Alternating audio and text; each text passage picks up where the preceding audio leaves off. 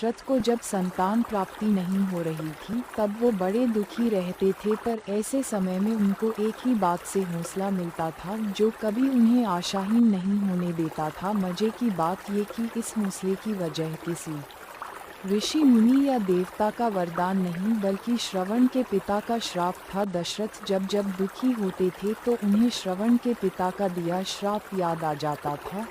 कालिदास ने रघुवंशम में इसका वर्णन किया है। श्रवण के पिता ने ये श्राप दिया था कि जैसे मैं पुत्र वियोग में तड़प तड़प के मर रहा हूँ, वैसे ही तू भी तड़प तड़प कर मरेगा।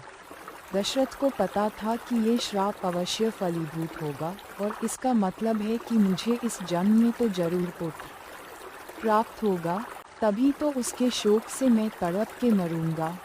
यानी मुनि का श्राप दशरथ के लिए संतान प्राप्ति का सौभाग्य लेकर आया। ऐसी ही एक घटना सुग्रीव के साथ भी हुई। सुग्रीव जब माता सीता की खोज में वानर वीरों को पृथ्वी की अलग अलग दिशाओं में भेज रहे थे तो उसके साथ साथ उन्हें ये भी बता रहे थे कि किस दिशा में तुम्हें क्या मिलेगा और किस दिशा में तुम्हें जाना चाहिए या नहीं जाना चाहिए। राम सुग्रीव का ये भौगोलिक ज्ञान देखकर हतप्रभ थे। उन्होंने सुग्रीव से पूछा कि सुग्रीव तुमको ये सब कैसे पता? तो सुग्रीव ने उनसे कहा कि मैं बाली के भय से जब मारा फिर रहा था तब पूरी पृथ्वी पर कहीं शरण न मिली और इस चक्कर में मैंने पूरी पृथ्वी छान मारी और इसी दौरान मुझे सारे भूगोल का ज्ञान हो गया।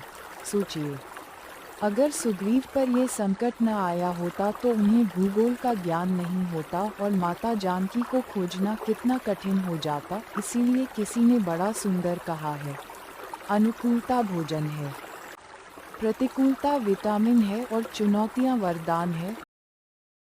सत्संग bye justice A.S. Gill, farmer high court जज। मुझे कई मौकों पर गुरुजी का आशीर्वाद मिला है। 1987 में मेरी पत्नी के पेट में कुछ अंदरूनी वृद्धि हुई। डॉक्टरों ने उसे आगे फैलने से रोकने के लिए तुरंत ऑपरेशन करवाने की सलाह दी। हम ऑपरेशन की सफलता के लिए गुरुजी के पास गए और डॉक्टरों ने जो कहा था उसे बताया। गुरुजी ने उसे अमृत दिया और कहा कि ऑपरेशन की कोई ज़रूरत नहीं है।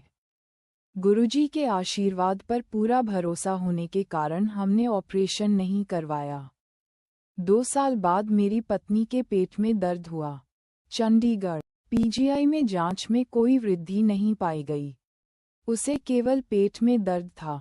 न्यायमूर्ति A.S. गिल